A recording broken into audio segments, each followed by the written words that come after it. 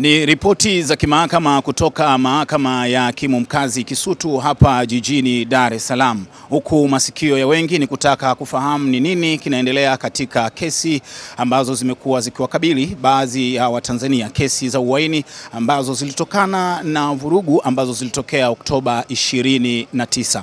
Na muda huu kutokea mahakamani hapa ni mkurugenzi wa mashtaka nchini DPP amewaondolea mashtaka washtakiwa 20 waliokuwa wanakabiliwa na mashtaka ya uhaini katika mahakama ya hakimu mkazi Kisutu, isipokuwa mfanyabiashara Jennifer Jovin Nifa na Mika Chavala.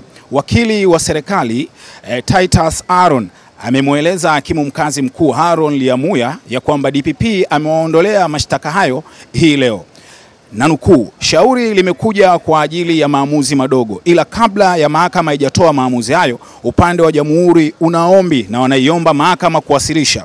Mkurugenzi wa mashtaka ameamua au ameonelea kwamba hana nia ya kuendelea na mashtaka kwa washtakiwa wote isipokuwa Jennifer na Mika Chavala. Kwa hiyo washtakiwa katika shauri hili walikuwa 22. 20 wameachiwa huru na 2 bado wanaendelea kusalia na kesi hii.